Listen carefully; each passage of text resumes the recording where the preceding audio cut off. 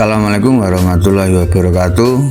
Jadi pagi ini tim Rowindo, redaksi Rowindo menerima salah satu buletin pasangan Ganjar Pranowo calon presiden 2024. Di sini tertera bersama menuju Indonesia Unggul dan program prestasi maupun pembangunan. Jadi kita bacakan langsung untuk mempersingkat waktu. Prestasi, program, dan pembangunan Ganjar Pranowo. Yang pertama, menjaga inflasi yang rendah untuk memastikan harga kebutuhan pokok tetap murah. Inflasi Jawa Tengah 2022 terkecil nomor 3 di dunia. Meningkatkan jumlah pelaku UMKM 86.917 dengan tambahan 840.508 tenaga kerja. Mendatangkan investasi dari luar negeri 446 triliun rupiah, menyerap 170.757 pekerja. Merevitalisasi dan membangun 84 pasar tradisional, membantu modal usaha UMKM dan pedagang pasar tradisional. Penurunan kemiskinan lebih dari 1 juta jiwa. Insentif 802.290 pengajar agama senilai 939.538.400.000 rupiah. Gaji guru honorer setara dengan UMK. Merehabilitasi dan membangun 1.269.056 unit rumah warga miskin. Tuku lemah oleh lemah. Membangun 770 rumah dengan DP 0%, angsuran per bulan Rp355.000. Listrik gratis untuk warga miskin. 78.955 rumah tersambung. Membangun 42.181 jamban untuk warga miskin. Juara umum anti korupsi KPK tahun 2019 dan 2020 mewujudkan slogan "Mboten korupsi, mboten ngapusi". Provinsi paling berintegritas versi KPK 2020 dan 2021. Penyelamatan uang negara 1,2 triliun lewat e-budgeting. Membangun 1.137 lumbung desa untuk memenuhi sumber air pertanian, mengendalikan banjir, menambah cadangan air minum warga dan sarana pariwisata.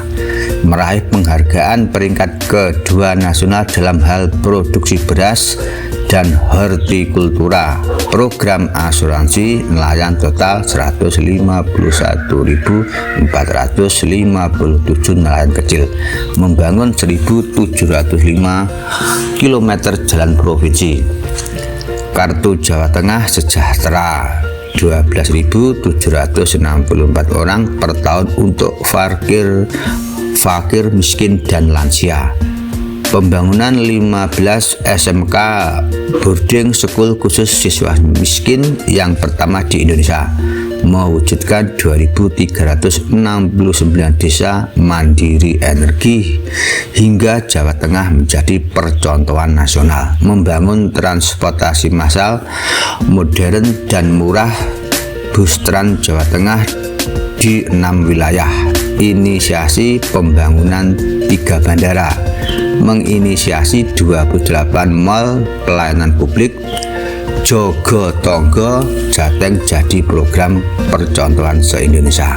Membangkitkan 818 desa wisata dan membangkitkan 120 kelompok seni tradisi desa. Jadi itulah guys, redaksi menerima buletin dari pasangan Ganjar Pranowo untuk presiden 2024-2029. demikian prestasi, program, dan pembangunan yang telah diraih dan akan diterapkan bila nanti pasangan Ganjar Pranowo terpilih menjadi orang nomor 1 di Indonesia di 2024 sampai 2029. Selanjutnya di buletin Ganjar Pranowo juga ada profil Ganjar Pranowo. Haji Ganjar Pranowo SHMIP. Jadi kita bacakan saja guys untuk mempercepat waktu. Sederhana, disiplin, dan cinta tanah air.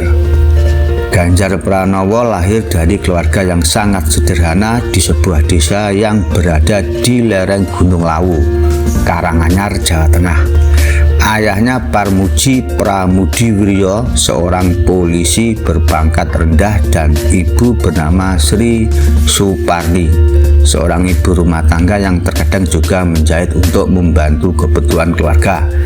Ayahnya pernah ditugaskan dalam operasi penugasan gerakan PRRI di Sumatera Tengah, Sumatera Barat, Riau, dan sekarang bernama Jambi.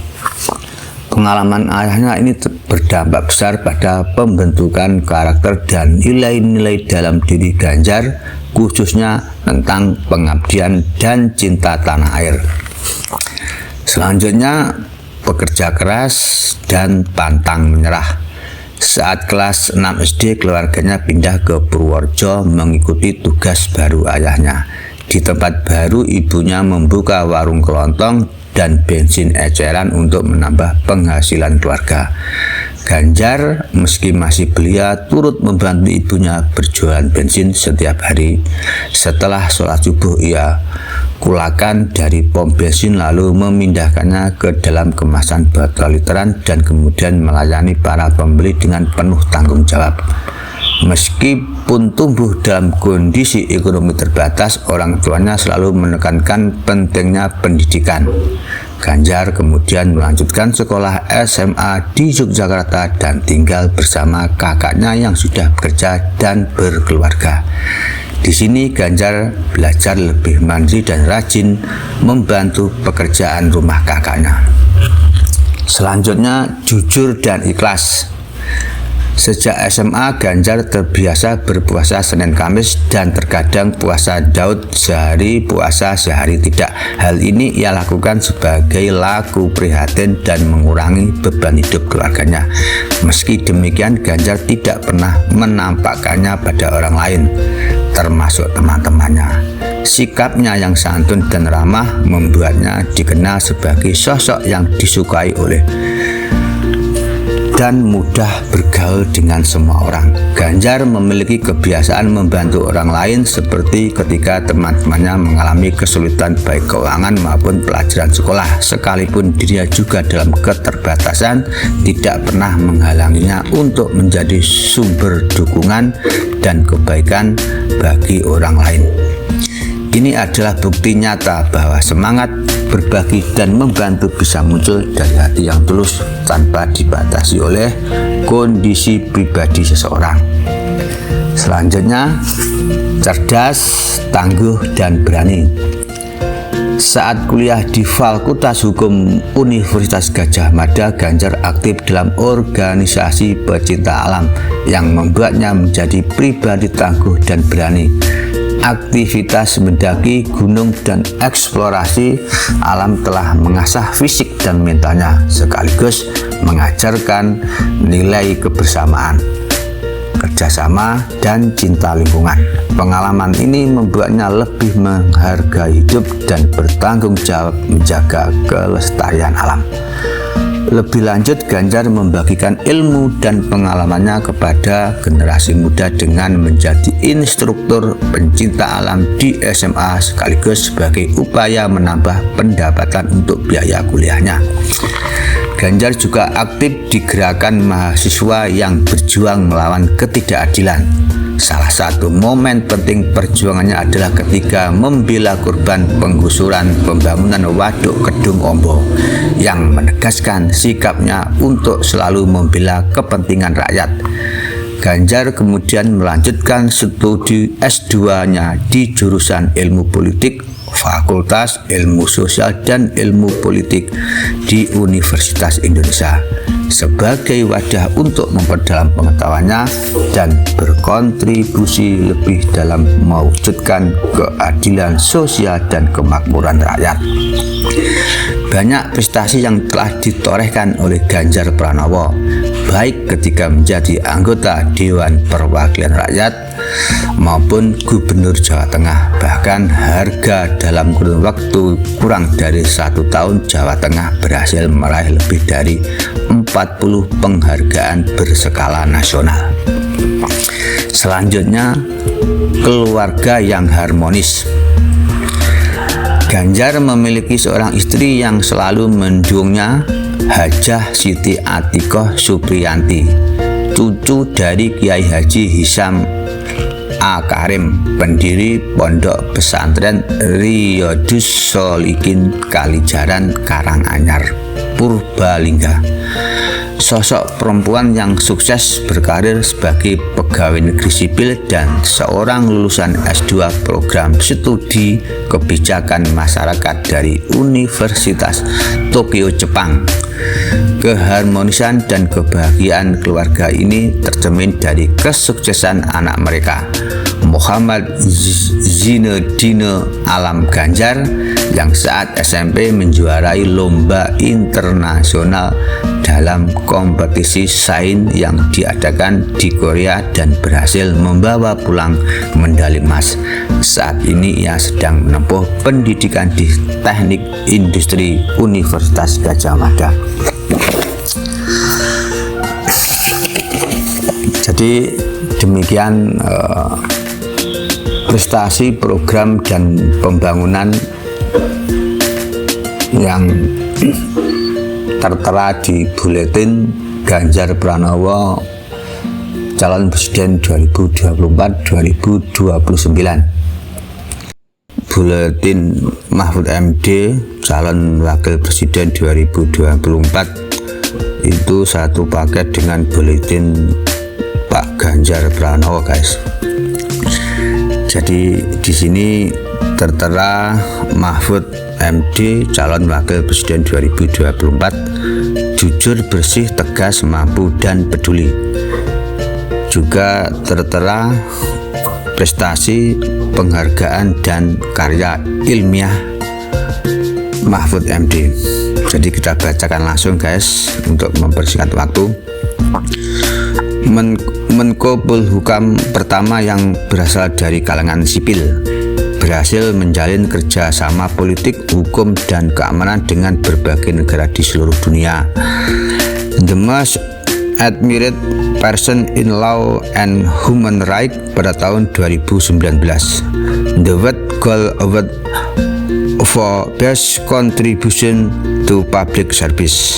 Tokoh stabilisator politik, hukum, dan keamanan dari RMM Award 2022 Harian Rakyat Merdeka. Penghargaan Udayana Award, penghargaan tertinggi dari Universitas Udayana di Bali. Tokoh hukum terbaik tahun ini dan Menteri Hukum dan HAM pada tahun 2003. Tokoh hukum terbaik dalam ajang Indonesia Legal Award. Tokoh anti korupsi terbaik dari Komisi Pemberantasan Korupsi atau KPK. Tokoh advokasi pemuliaan hukum nasional oleh Mahkamah Agung pada tahun 2018. Tokoh inspiratif dalam Islamic Economic Award pada tahun 2019. Pahlawan kemanusiaan oleh sebuah organisasi internasional pada tahun 2019 yang berfokus pada penegakan hak asasi manusia dan penyelesaian konflik.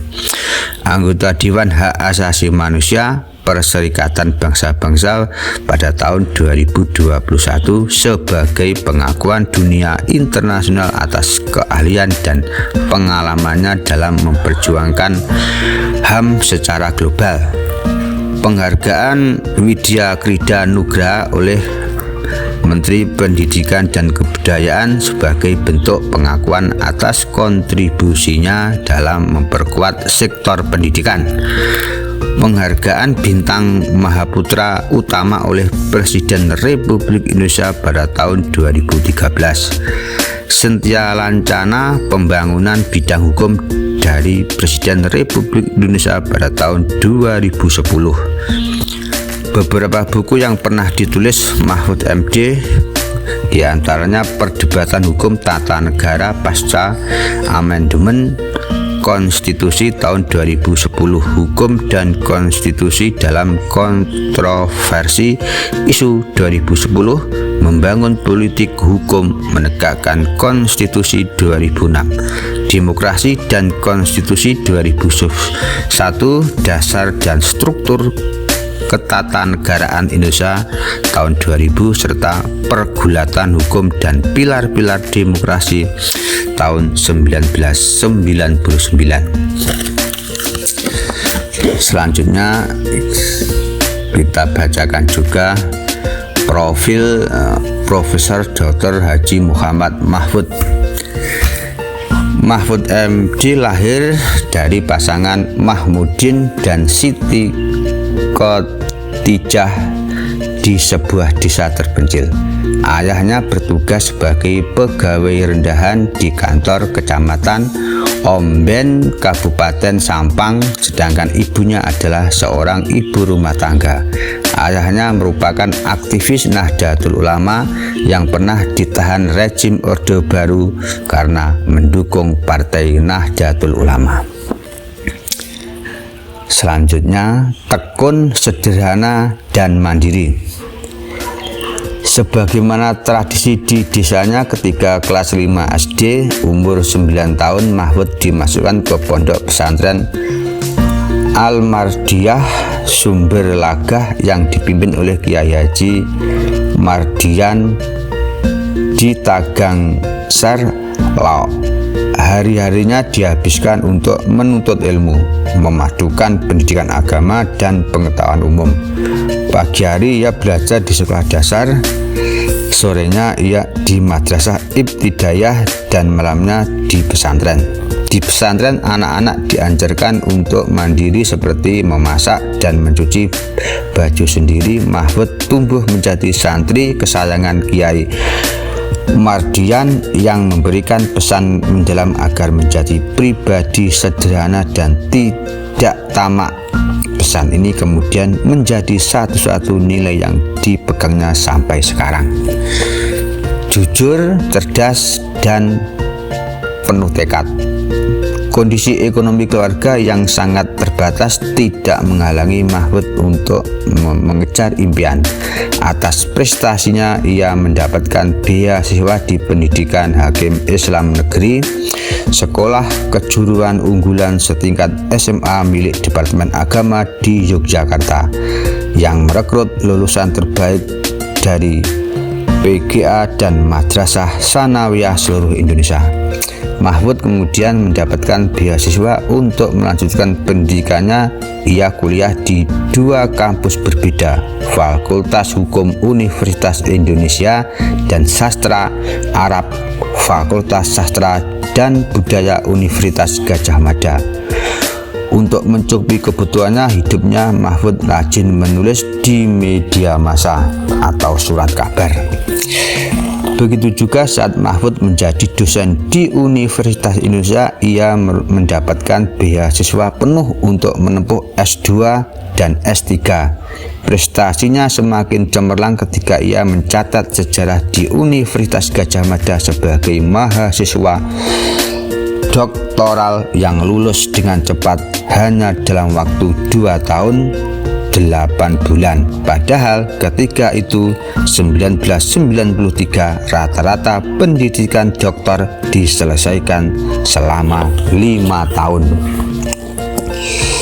Melalui karya tulis yang melimpah, meliputi buku, jurnal, dan makalah ilmiah, Mahfud dengan mudah meraih gelar akademik tertinggi dan dikukuhkan sebagai guru besar hanya 12 tahun setelah ia menjadi dosen di Universitas Indonesia. Ia tercatat sebagai salah satu guru besar termuda pada masanya di usia 41 tahun. Keahlian dan pengetahuan yang luas membuatnya dipercaya mengajar di 20 perguruan tinggi dan bahkan diundang sebagai penguji eksternal disertasi doktor untuk hukum tata negara di University of Malaysia, Kuala Lumpur. Kesuksesan ini adalah bukti nyata dan ketekunan dan kecerdasan intelektual yang dimiliki oleh Mahfud MD. Selanjutnya, peduli, tegas, dan berani. Saat mahasiswa, Mahfud aktif terlibat dalam berbagai organisasi kemahasiswaan seperti Pers Mahasiswa, Senat Mahasiswa, Badan Perwakilan Mahasiswa, dan Himpunan Masyarakat Islam, Himpunan Mahasiswa Islam. Organisasi inilah yang membentuk keperpihakan dan kepedulian Mahfud terhadap ketidakadilan sosial. Kepedulian ini juga tercermin dalam kepemimpinannya pada majalah Muhibah yang berani menyuarakan kritik terhadap pemerintahan Orde Baru. Akibatnya majalah tersebut pernah 2 kali dibrandel oleh Pangkom Kamtib Sudono dan Menteri Penerangan Ali Murtopo. Prestasi dan jejak langkah Mahfud telah menarik perhatian Presiden Abdurrahman Wahid atau Gus Dur yang pada tahun 2000 memilihnya untuk menjadi Menteri Pertahanan. Selanjutnya Mahfud menjadi anggota DPR RI, Ketua Mahkamah Konstitusi, dan Menko Polhukam.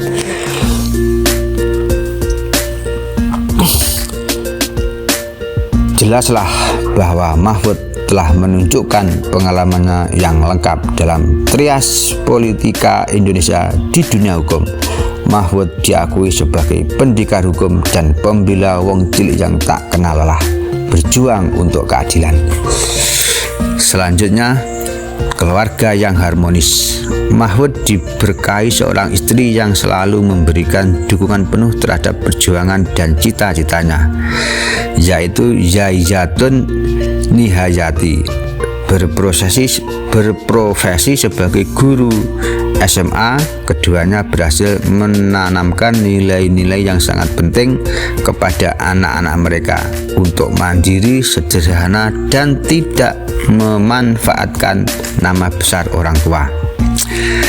Ada kisah menarik tentang Dr. Vina Amalia, putri dari Mahfud saat kuliah di Fakultas Kedokteran Universitas Airlangga. Kerendahan hati Vina begitu tampak saat seorang dosen sempat mengira Vina adalah mahasiswa yang kurang mampu. Bahkan anak saya dulu oleh dosennya sempat disubsidi susu dan pisang. Dosennya nggak tahu kalau waktu itu dia anak ketua Mahkamah Konstitusi. Kenang Mahfud. Sampai saat kelulusannya, teman-temannya sekaligus Vina pun tak menyadari bahwa ia adalah anak dari Mahfud MD. Kisah ini menunjukkan betapa Vina berhasil membangun identitas dirinya dan berdiri dengan baik dengan kaki sendiri tanpa harus bergantung pada nama besar ayahnya. Demikian guys, sekilas tentang prestasi, penghargaan, dan karya ilmiah, juga profil Muhammad Mahfud MD, calon wakil presiden 2024 mendampingi Bapak Ganjar Pranowo. Demikian informasinya, semoga bermanfaat.